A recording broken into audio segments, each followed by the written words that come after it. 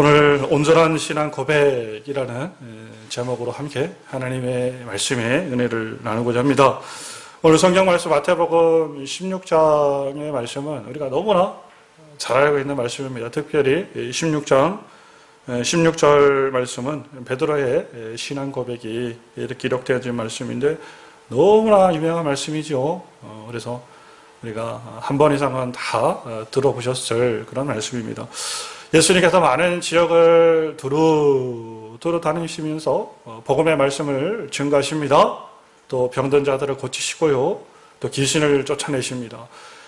예수님이 가시는 곳곳마다 놀라운 일들이 일어나는 거예요. 그냥 와 기적이 그냥 말로 생전에 듣도 보도 못한 그런 기적들이 일어나게 되어집니다. 그러니까 사람들이 예수님에 대해서 그냥 이런저런 이야기들이 그냥 소문에 꼬리를 붙여서 막 지방으로 다 이렇게 퍼지기 시작하는 거예요. 그래서 예수님의 소문 가운데 어떤 사람들은 예수님을 세례 요한이다. 죽었던 세례 요한이 다시 환생했다라고 하는 사람들도 있고요. 어떤 사람들은 구약의 엘리야가 살아났다. 아니다. 뭔 소리냐. 예레미야다. 아니다. 또 다른 어떤 선지자가 세상에 나왔다라고 사람들이 그냥 막 눈덩이처럼 소문들이 거짓 소문들이 그러니까 헛소문들이 막 퍼져나가는 거예요. 그래서 소문이 돌고 돌아서 예수님 귀에까지 이제 들린 거예요. 그래서 어느 날 예수님께서 12명의 제자들을 다 불러 모아놓고 제자들 앞에서 물어보는 거예요.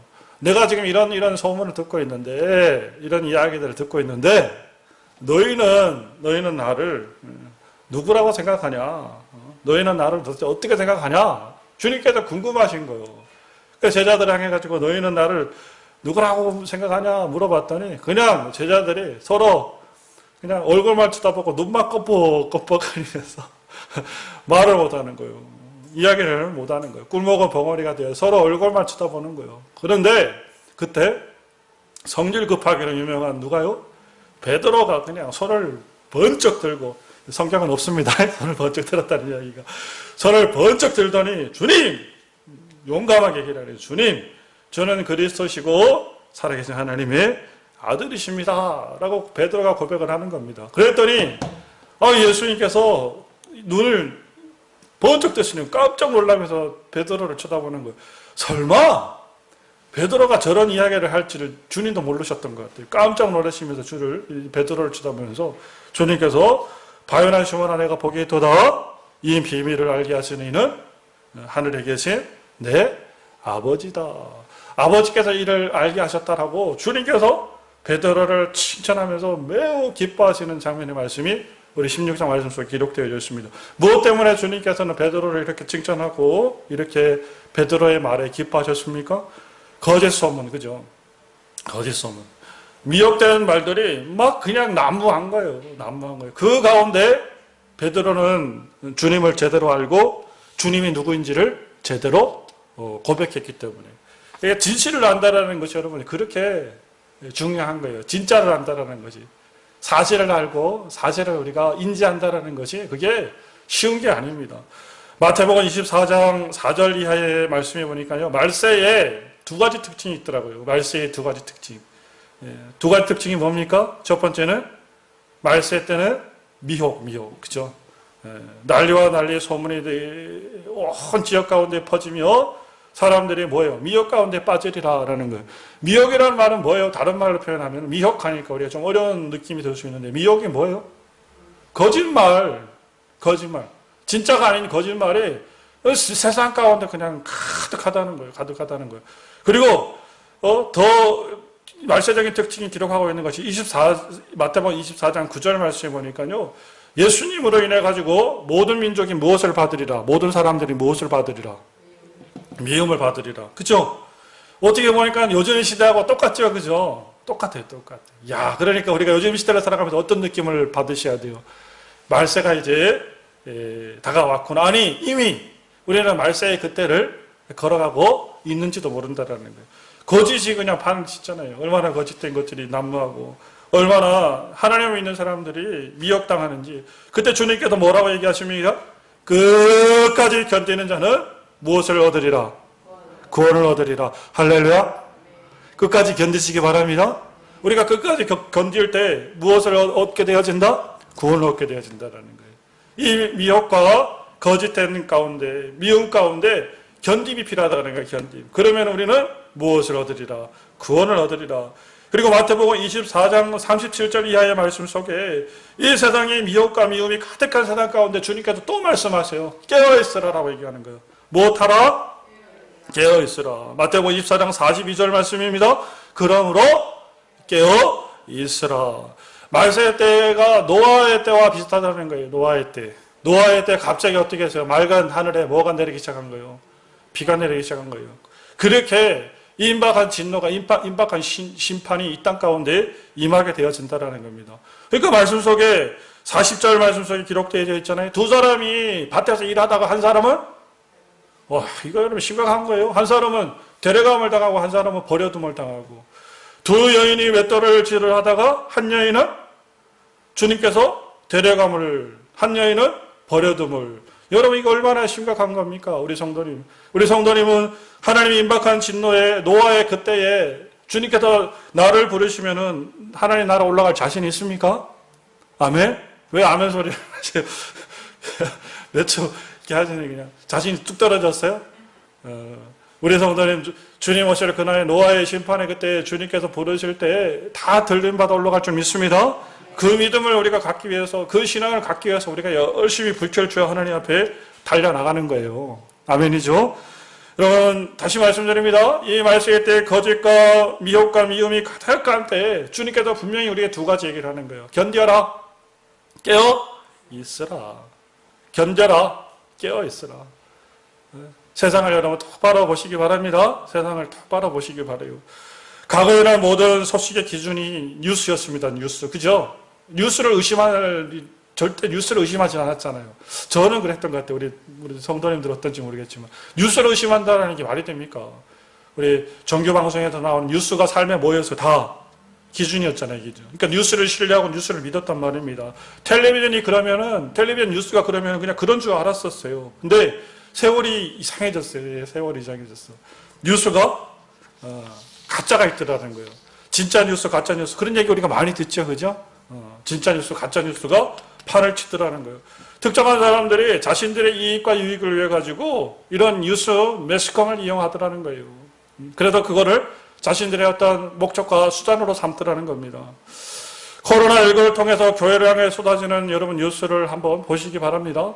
보시기 바랍니다. 이거는 객관적인 거예요. 한번 보시기 바라요. 뭔가 좀 이상하다 생각이 들지 않아요? 자세히 집중해서 한번 보시기 바랍니다. 뭔가 좀 이상하다. 뭔가 좀 지나치다라는 느낌을 받지 않습니까? 그냥 아직도 뉴스에서 나오는 모든 뉴스를 하나님 말씀처럼 아멘으로 다 받으십니까? 뭔가 좀 이상하다. 뭔가 좀 지나치다라는 느낌을 받게 되어집니다. 대표적인 사례가 뭐냐면은 우리 9월 달에, 지난 9월 5일에 중앙방역대책본부에서 부본부장이 이제 우리 코로나 브리핑을 하지 않습니까? 매일 브리핑을 해요. 브리핑을 하는데 그 내용이 뭐였냐면은 교회 원정 예배에 대한 브리핑을 하게 되었습니다. 그러니까 서울 경기도에 있던 큰 교회입니다. 우리 교단에 속한 그 목사님이세요. 큰 게 이제 부총회장 나가신 목사님이신데 거기에 속한 목사님이 교회에서 수도권 그다음에 경기도 지역에 그 예배 제한이 되어지니까 대전으로 내려가서 원정 예배 드렸다는 얘기 다 들어보셨죠, 그죠? 다 들어보셨죠? 안 들어보신 분 없을 거예요. 진짜 우리가 막 그냥 깜짝 놀랐잖아요. 저럴까지 뭐 예배를 교회를 다니는 저도 심하다 할 정도로 그죠? 방송에서 그거를 브리핑을 했단 말이에요. 그 사례를 그렇게 하지 말아라라고 브리핑을 했단 말입니다. 그러죠? 주요 방송국에서 이 브리핑 내용들을 그대로 확인도 없이, 사실 확인도 없이 그대로 기사화 시켜버렸어요. 우리가 지금 내가 언급은 하지 않겠습니다. 앞에 써 있지만은 어떤 방송에서는 교회 원정 소모임이라고 원정 소모임 같다고, 또 어떤 방송에서는 서울에서 대전까지 교회 원정 소모임, 그리고 어떤 방송에서는 처벌을 피해가지고 대전서 원정 소모임 했다라는 제목을 가지고 기사를 그냥 막 쏟아버린 거예요. 기사를. 근데 여러분 사실은 다음과 같다라는 거예요. 이 부총회장이 이제 좀 있으면 우리가 이제 총회가 있습니다. 우리 통합수 총회가 있는데, 이제 부총회장 후보로 나오면서 방송 촬영차, 39명의 사람들이, 방송 인원들이죠. 39명의 사람들이 방송을, 영상을 찍어야 이제 그게 지금 대면이 안 되니까 정경 발표를 할 거 아닙니까? 그 내용을 촬영하러 내려간 것인데, 예배하고는 전혀 관계없는 거예요. 예배하고 전혀 관계없는 거예요. 근데 이것이 마치 무엇된 것처럼 예배를 위해서 교인들이 예배에 미쳐가지고 교회들이 예배의 정신이 팔려가지고 뭐 하는 거예요? 거기까지 내려가서 예배 드렸다라고 뉴스를 내보는. 그러니까 일반 사람들이 이 뉴스를 보면은 어떤 생각이 들겠습니까? 어떤 생각이 들까요? 야, 헤로로만 한다. 그죠? 그 생각이 들지 않겠어요? 저도 그 생각이 드는데 어떻게 해서 이 교인들은 정말 너무 저렇게 자기들 그 이해만, 자기들만 정말 이기적인 그런 요구만 구하냐, 이런 생각이 들지 않겠어요? 근데 이 모든 것들이 거짓이라는 거예요. 방송이, 왜곡, 미혹, 잘못된 보도, 사람들을 분노케 하는 그 일들에 기름을 붓는 역할을 하는 것이 이 매스컴이라는 겁니다. 여러분, 말세때 우리의 정신을 바짝 차려주는 은혜가 있으시기 바랍니다. 제가 말씀드리고 싶은 것은 교회를 공격하는 거짓이 너무 많다는 거예요. 난리와 소문들이, 거짓과 소문들이 이 땅 가운데 그냥 믿는 사람들의 마음을 사정없이 흔들고 있다는 거예요. 그러니까 우리는 아무것도 모르잖아요. 그러니까 교회 오면은 마치 뭐 걸리는 것처럼, 코로나 걸리는 것처럼, 교회로부터 코로나가 발생되는 것처럼 생각을 하는 거예요. 식당에서 걸려서, 교인이 식당에 걸려가지고 교회 와도 교회 발, 어떤 모임에 가서, 관광 모임 가서 돌아다니다 시컷 돌아다니다가 해수욕장에 가서 물놀이하고 시컷 놀다가 교인이 교회 와서 예배드리다 걸려도 교회 발. 식당에 가, 카페에 가도, 지하철을 타도, 뭐 해도 다 뭐가 되는 거예요. 둔갑이 되는 거예요. 무엇으로? 교회 발이 되어지는 거예요. 우리가 정신을 바짝 차리고 무엇이 진짜인지를 정확하게 분별할 수 있는 그런 은혜가 있으시기 바랍니다. 교회가 여러분 이렇게 밖에 어려움 받는 것은 뭐예요? 교회는 무엇의 자리이기 때문에? 구원의 자리이기 때문에 그래요. 할렐루야.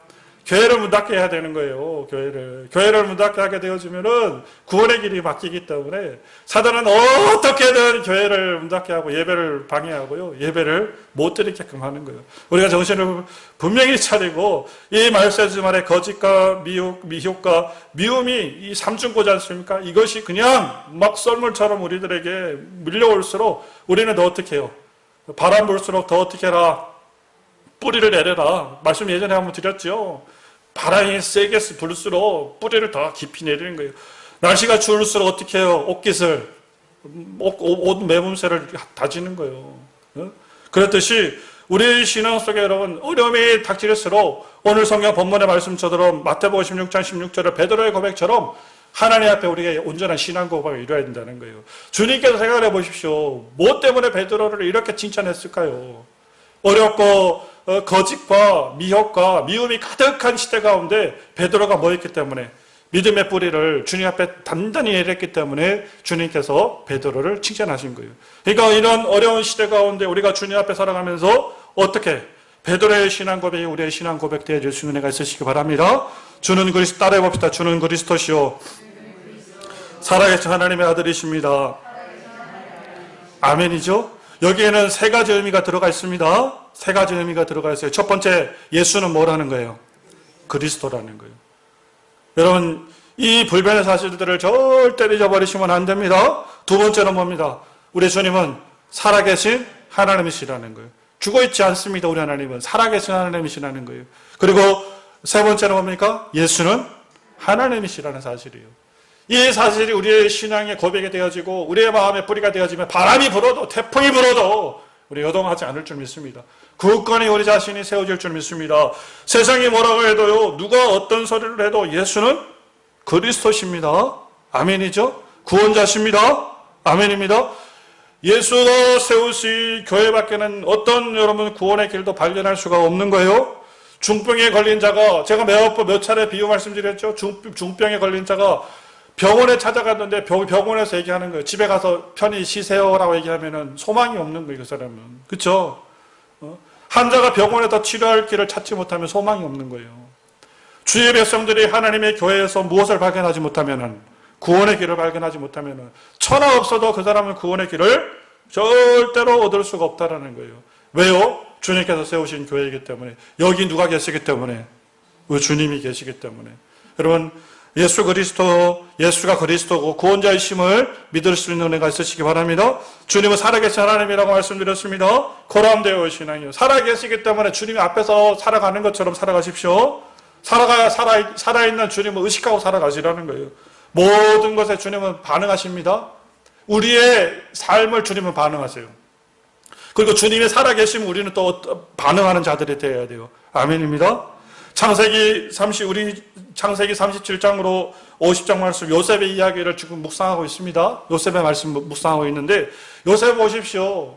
요셉의 삶 가운데 만약에 죽은 사람이었다면 요셉은 절대로 꿈을 이룰 수가 없습니다. 상인에게 팔려가지고 노예로 끝났을 거예요, 아마. 왕의 감옥에서 생을 마감하여 했을 겁니다. 꿈꾸는 요셉이 아니라 꿈 없는 요셉이 되었을 거예요. 희망도 소망도 없는 요셉이 되었을 거예요. 그러나 하나님은 어떤 하나님이시기 때문에? 살아계신 하나님이기 때문에. 살아계신 하나님이기 때문에 요셉을 노예의 신분에서, 종의 신분에서 무엇으로? 애굽의 두 번째 가는 총리의 자리로 올려놓으시는 은혜가 있었다는 거예요. 어떤 하나님이시기 때문에?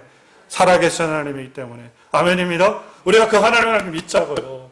그 하나님을 믿자고요. 살아계신 하나님께서 우리 정음교회를 붙들어 주시고 우리 정음교회 성도님들 각자의 삶을 주님께서 붙들어 주신다는 그 사실을 믿으며 살아갑시다. 어렵고 힘든 상황일수록 더 주님을 신뢰하고 더 주님을 의지할 수 있는 삶을 살아갈 수 있는 은혜가 있으시기 바랍니다. 하나님의 아들은 하나님이십니다. 하나님의 아들은 하나님이에요. 자, 개가 강아지를 낳았어요. 그러면 그 강아지는 강아지예요? 강아지도 개인 거예요. 그죠? 자, 닭이 알을 품어서 병아리가 나왔어요. 근데 병아리는 뭐예요? 병아리는 닭인 거예요. 그죠? 하나님의 아들은 뭐예요? 결국은 하나님이라는 거예요. 예수 그리스도는 여러분 하나님이십니다. 이 땅 가운데 오신 하나님, 이 땅 가운데 우리의 죄와 사망의 건세로 우리를 구원하신 하나님으로 이 세상에 오셨다는 거예요. 그 생각을, 그 믿음을 절대로 놓쳐버리지 마십시오. 도마의 고백처럼 자, 나의 주님이시여 나의 하나님이십니다. 예수를 향해서 나의 주님, 나의 하나님이라고 고백했지 않습니까? 그 고백이 우리의 고백이 되어야 될 줄 믿습니다. 주님은 나의 하나님이십니다. 주님은 나의 구주십니다. 주님은 살아계신 하나님이십니다. 그 사실을 믿을 수 있는 거룩한 은혜가 있으시기 바랍니다. 그때 베드로를 향해 가지고 주님은 약속해 주세요. 교회를 세우리라. 베드로가 하나님 앞에 고백하니까 뭐라 그래? 그 미혹과 거짓된 상황 가운데 진리를 바라보고 진실을 바라보고 주는 그리스도의 살아계신 하나님의 아들이십니다 고백하니까 주님께서 베드로를 향해서 너한테 서로 교회를 세운다라는 거예요. 얼마나 여러분 위대한 축복을 해주십니까? 그리고 무엇을 주신다라는 거예요? 천국의 열쇠를 주신다라는 거예요. 이 신앙의 고백 위에 우리가 뭐가 서게 되어진다라는 거예요? 우리의 교회, 우리의 심령의 교회, 우리의 마음의 성전이 하나님 앞에 세워진다는 거예요. 어떤 여러분 미혹이 와도 어떤 거짓말로 거짓말을 치고 사기를 쳐도 흔들림이 없다라는 거예요. 흔들림이 없다는. 우리 정음교회처럼 할렐루야. 우리 정음교회 여러분 하나님 앞에 여러분 우리는 자부심 가지셔도 돼요. 하나님 앞에 우리는 이 어려운 시대에 5% 10%로 그죠? 하나님 앞에 계속 하나님 앞에 올려드리고 예배드리고 하나님의 은혜 가운데 나왔잖아요. 그죠? 방송으로 예배드리고 또 나와서 우리 또 현장으로 예배드리고 얼마나 하나님의 사랑 가운데 여기까지 왔습니까? 여러분 하나님께서 우리를 세울 줄 믿습니다. 천국의 열쇠를 하나님께 주신다라는 거. 천국의 열쇠 받으면 어떻게 돼요? 열쇠 받으면 어떻게 돼요? 우리 집사님 열쇠 받으면 어떻게 돼요? 권사님 열쇠 받으면 어떻게 돼요? 우리 집 비밀번호 알면 어떻게 되냐고요? 왜 대답을 못하세요? 들어갈 수 있죠, 뭘.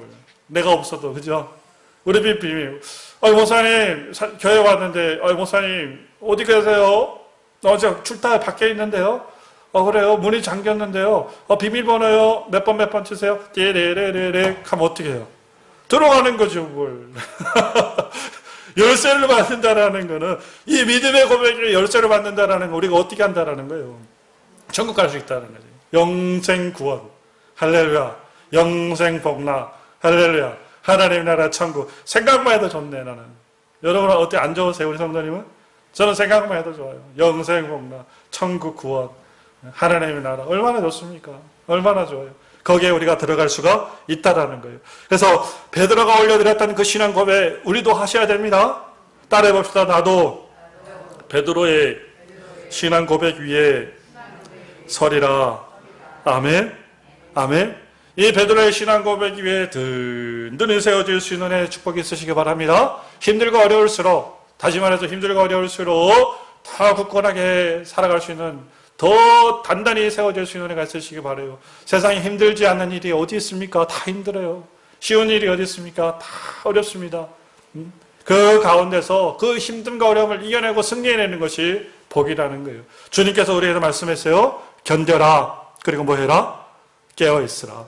여러분, 견디고 깨어있는 그 말씀의 고백 위에, 신앙의 고백 위에 견디고 깨어있을 수 있는 우리 귀한 성도님, 우리 정옥교회 믿음의 손을 다 되시기를 간절히 바랍니다.